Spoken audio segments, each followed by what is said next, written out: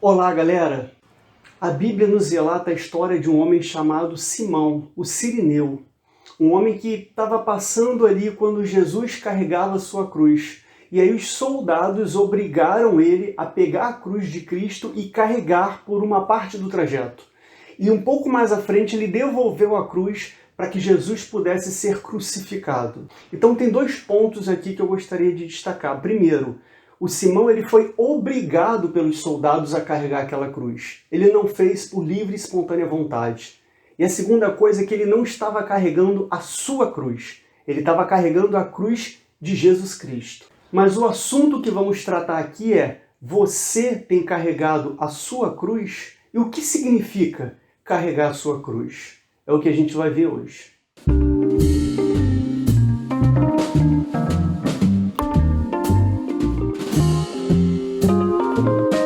Quando se fala em cruz, o que vem à sua mente? Aquela igreja com aquela cruz lá no topo, o terço católico ou algum símbolo do cristianismo? É essa a imagem que a gente tem da cruz. Muitas pessoas utilizam a cruz ou carregar a sua cruz de uma maneira totalmente equivocada, comparando carregar a sua cruz a carregar um fardo.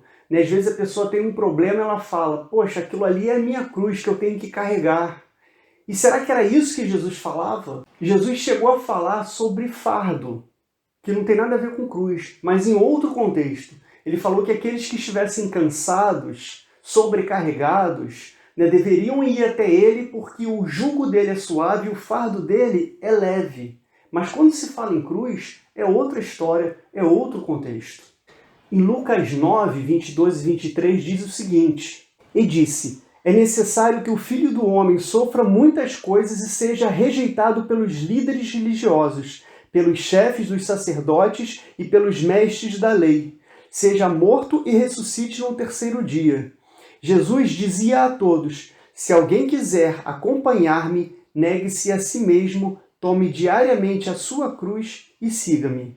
Uma coisa que a gente precisa saber, que a gente precisa lembrar, é que quando Jesus falou em tome a sua cruz e siga-me, ele ainda não tinha morrido na cruz. Não era um daqueles episódios em que ele já tinha ressuscitado e ele apareceu para o povo, que ele apareceu para a multidão. Não, ele ainda ia ser morto, ele ainda ia ser crucificado. Então, naquela época, naquele momento ali, o significado de cruz era morte, era condenação, era vergonha. E detalhe, era o pior tipo de morte. Hoje, quando a gente pensa em cruz, a gente pensa num símbolo de cristianismo. Naquela época, eles pensavam em condenados. Eles lembravam daquelas pessoas que cometeram os piores crimes a ponto de serem condenados a morrer na cruz. Tá pesado esse vídeo, né?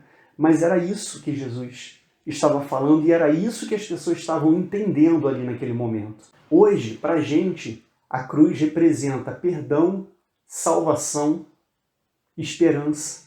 Na verdade, o que Jesus quis dizer ali era o seguinte: se você quiser me seguir, abra mão da sua vida. Negue-se a si mesmo. Tome a tua cruz. Esteja disposto a morrer por mim, a morrer comigo, e siga-me. Então venha. Era isso que Jesus estava falando. Não estava falando em carregar um fardo.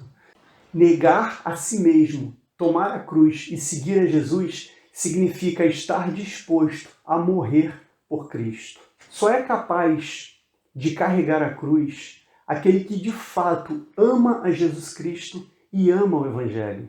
E mais do que isso, aquele que é apaixonado pela palavra de Deus, aquele que é apaixonado por Cristo.